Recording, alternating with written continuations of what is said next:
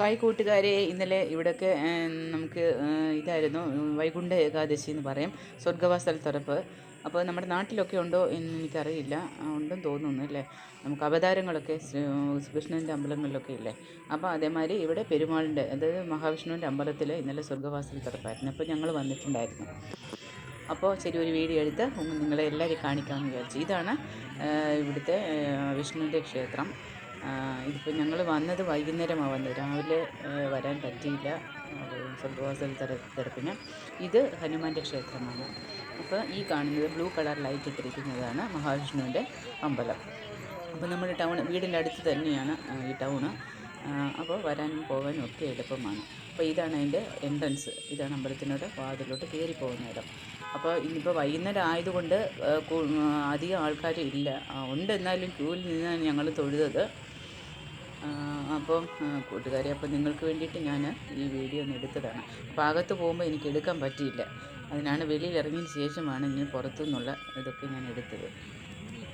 അപ്പോൾ എനിക്കൊത്തിരി ഇഷ്ടമായി തമിഴ്നാട് കേട്ടോ. നമ്മുടെ ഭയങ്കര നല്ല സേഫാണ് ഇവിടെ. ഞങ്ങൾ ഇരിക്കുന്നിടത്തിലൊന്നും ഒരു പ്രശ്നവുമില്ല. ഈ കാണുന്നതാണ് ഇവിടുത്തെ ദേവീക്ഷേത്രം, അതായത് മാരിയമ്മൻ കോവിലെന്ന് പറയും. ഇതാണ് മാരിയമ്മൻ കോവിൽ.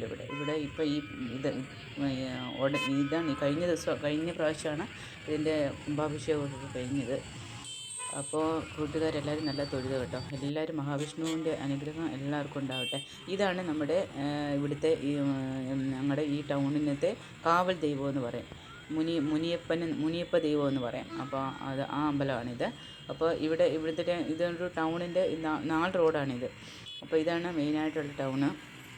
അപ്പോൾ ഈ ടൗണിൻ്റെ അടുത്ത് തന്നെയാണ് ഞങ്ങൾ താമസിക്കുന്നതും.